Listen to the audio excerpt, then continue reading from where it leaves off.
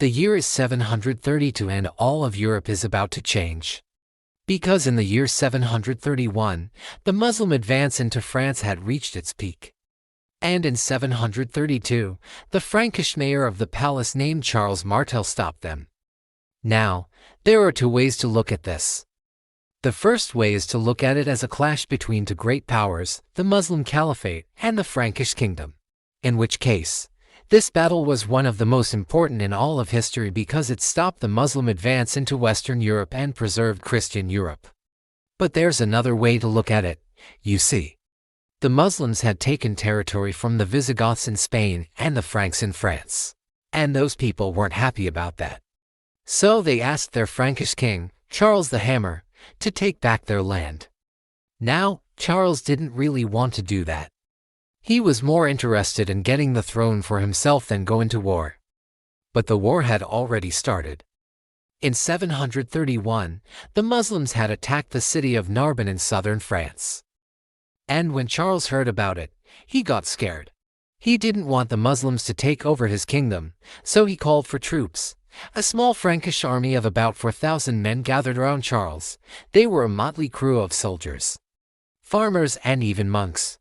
Then in October of 732, Charles met the Muslims at the Battle of Tours. The Muslims were led by a general named Abd al-Rahman al-Ghafiqi. He was an experienced military leader who had conquered Spain for the Caliphate, but he was fighting a much larger army. Charles's force was made up of several different groups. There were the Batavi, a group of Germanic people who lived in the Low Countries. There were also the Frisians, Saxons, Alemanni, and other Germanic peoples. There were even some cavalry from the Byzantine Empire. This mix of troops gave Charles an advantage over the Muslims. The Franks had heavier armor and bigger shields. They also fought with more discipline and used better weapons like the sword and the spear. But the Muslims were better horsemen and archers. They also had more experience fighting in large battles. Despite being outnumbered, the Muslims almost won.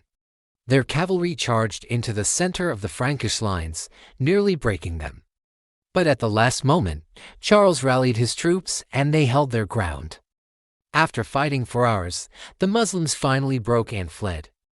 The Battle of Tours was over. Charles had won and he would go on to be known as Charles the Hammer. The Muslims never launched a major attack into France again. But don't get the wrong idea.